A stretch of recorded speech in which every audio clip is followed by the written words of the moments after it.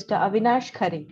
He is engaged with IMTMA for last 7 years as head of Pune Technology Center, where he designs training content and delivers a number of training courses on Industry 4.0, automation, EV technology, vehicle lightweighting, sheet metal forming, technologies and equipment, etc. He is also conducting international seminars on manufacturing technologies regularly. Today, Mr. Avinash will give us a brief view on key features of machine tools of the future. So, delegates, let's welcome Mr. Avinash. I'll be talking more on the machine tool side rather than Industry 4. Of course, Industry 4 also is there, but the focus is machine tool of the future. And I'm talking about what are the key features and what are the key evolutions which will happen in the machine tool itself. Okay. Now, my talk will cover 8 points in 8 minutes. First is flexibility of CNC in a mass production SPM. There are two worlds in machine tools, SPM and GPM. Now CNCs happen to be in GPM. So, but we want the productivity and speed of SPM, but we want flexibility of GPM or a CNC. So how that will come, that is one first point. Second is use of modular things like cartridge spindles and changeover spindle heads, multiple spindle heads. I mean, our machine tools of the future may look like Ravana with 10 heads, so they can pick up the head they want now. So that kind of a thing. Third point is identification of job and identification of operative and automated parameterization by CNC. Fourth point is AI-based automated dynamic response optimization. We know of PID controls and how they can play havoc with chatter marks and things like that when you do machining. So, and of course, it's a function of center of gravity movement. It's a function of inertia and mass of job, which is loaded on the table. So how does the machine adjust itself to have the best dynamic response in spite of all these variabilities? That's point number 4.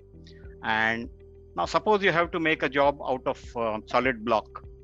How can CNC decide adaptively what kind of roughing strategy it should use? Next point we are covering is in-process inspection based adaptive machining. Okay, we'll talk about it when that slide comes. And 7th point is signature-based process validation. I'll elaborate when we come to that slide. And last point is how does all this above 7 point connect to compatibility to Industry 4 and Industry 5? So that's my agenda. The first point is we want to have productivity and cycle time of SPM, but flexibility of a CNC machine. Now, this is what people were doing in SPM. So you have a multi-spindle head, which is drilling, let us say 6 holes or 8 holes on PCD. And because the spindles are working in parallel, you are able to reduce the cycle time. Now you don't need much of a CNC because the real machining is happening only in up-down. And it can well be point to point based on limit switch or proximity switch. Doesn't really deserve a CNC. So this was the SPM era. And now the thing is, if you want to have flexibility of a CNC, you have to have something whereby you are able to do something like this. So you have multiple spindles, let us say, in this case, 2 spindles are shown, where with the CNC, you are able to adjust their relative positioning. Okay. So if you have a different job, you can adapt the head through CNC for the next job. Okay. So basically, multi-spindle SPMs give very high production volume because your movement during cutting is very less and cycle time is low, but they have very rigid configuration and you have to throw away the head and have another head if you want to change the job, and which is not very amenable for lean kind of a production setup, which is there everywhere nowadays. So we want to have quick changeover time.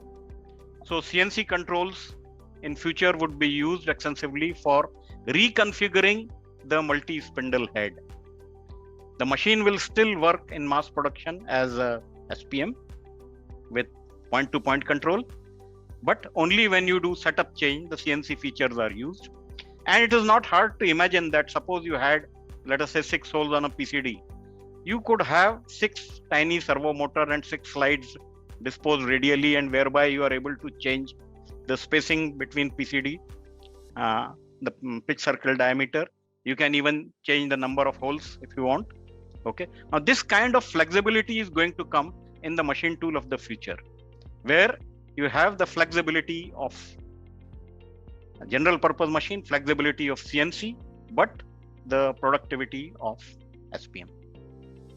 And in this point, I have spoken about things like need for spindles that could be changed very quickly. Now the concept is you can have cartridge spindle. So CNC machine tool comes with just a socket. So there is just a socket inside. It can pick up spindle A or spindle B as per the need.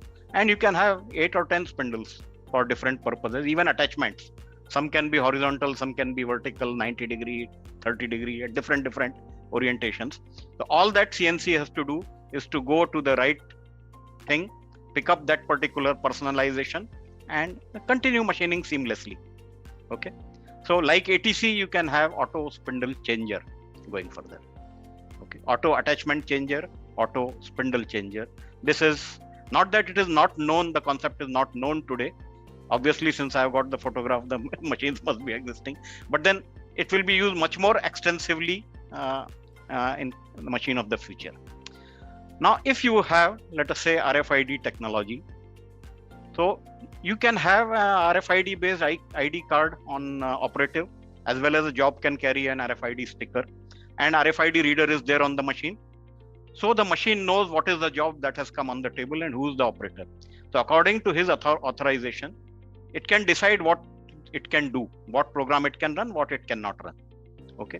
So automatically it can select the program automatically. It can adjust the speed feed and parameters automatically. So auto selection of program, auto selection of speed feed, and even CNC servo optimization parameters, PID that I spoke of, so that you have good dynamic precision on the whole. Okay.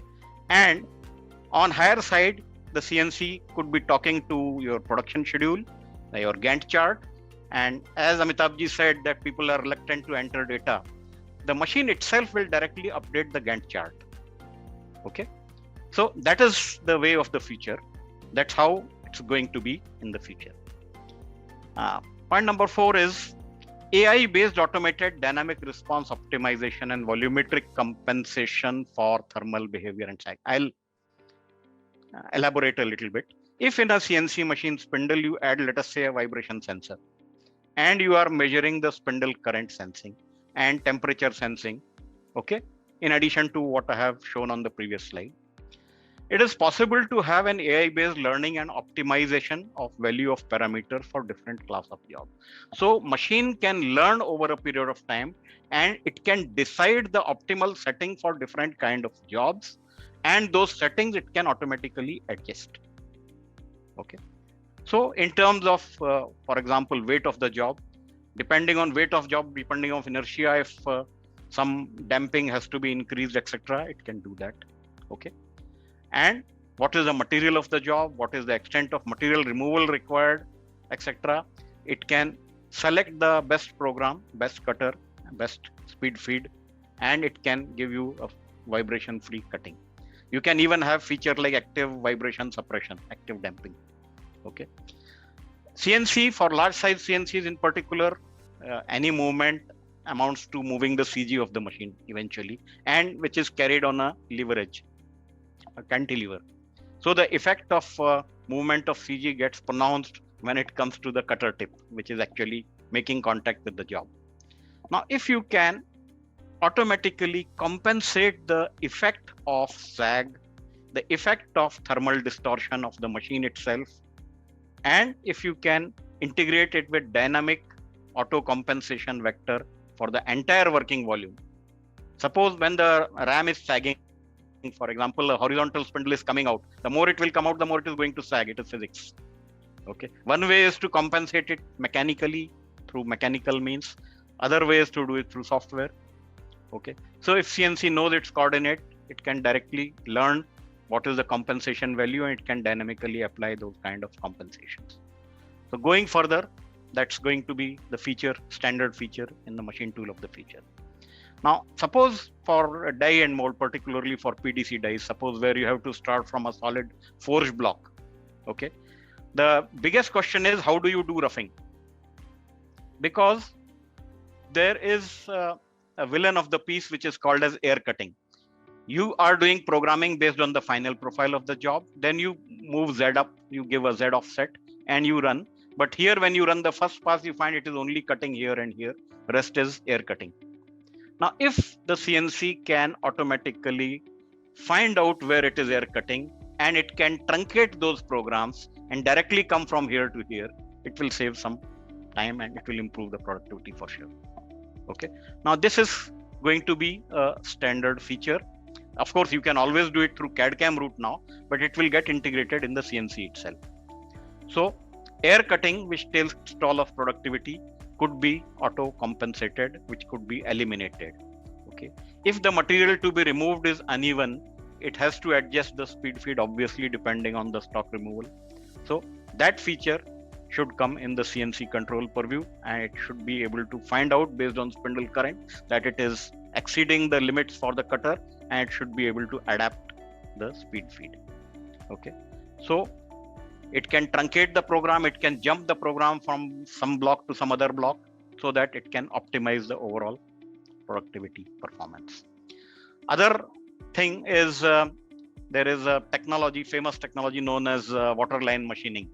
You assume that the job is immersed in a tank of water and then you run a milling cutter to just shave off the material and you go on depleting the level so that, and where it starts crossing the surface, there you don't machine, you just leave it on the previous one. Thereby you generate steps. So this kind of strategy can be auto optimized going further. Okay. Now this is how it looks. It looks like a hill station in North India where you have farming done on steps. So something like that. But what cutter to use, how best to optimize it, that intelligence should come through AI route to the CNC. Okay. Now in process gauging, we know all. The thing is, okay, I can show the video. This is what is present. This is presently existing. That, okay, you measure the job while it is getting machined, and depending on the actual dimension measured, adjust the offset so that you get despite the cutter wheel final part.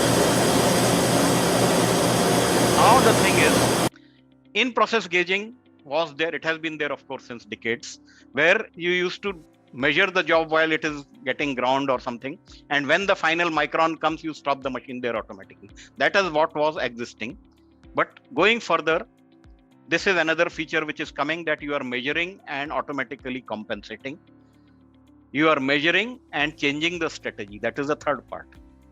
And measuring and learning. That is the fourth part. You have to feed AI with a lot of data. Now, if you acquire a lot of data by way of measurement, you are able to have that much more intelligent algorithm. Okay. Now, signature based thing is, suppose you are in a mass production shop floor and you are doing same job day in, day out. First few jobs which are okay, if you record the pattern of vibration during the cycle time, so time versus vibration, and not just vibration, you can do spectral analysis, what frequency, what amplitude, and things like that. The Fourier transformation kind of a thing. You can have the spectral analysis of vibration. You can also have the spindle current envelope.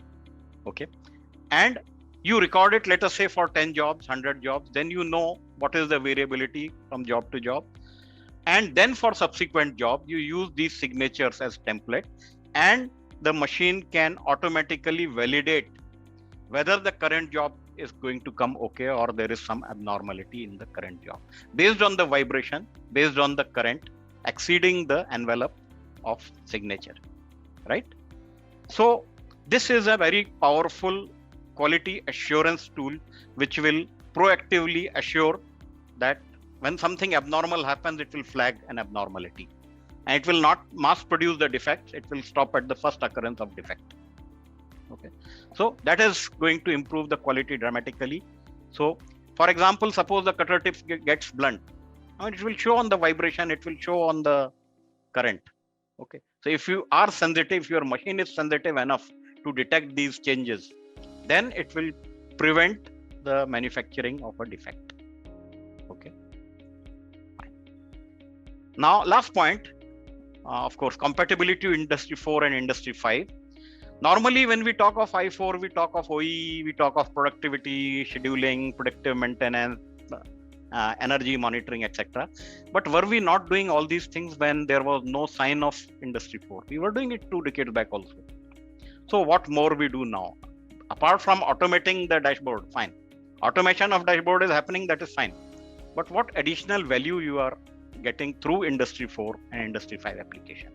Now, I4 and I5 have to do something that we were not able to do before. So all the 7 features, 7 previous slides that I have shown, if you add all that sum total and integrate it with Industry 4, you will have the power to do a lot more than what you were ever able to do in the past. Okay, and that is the real benefit.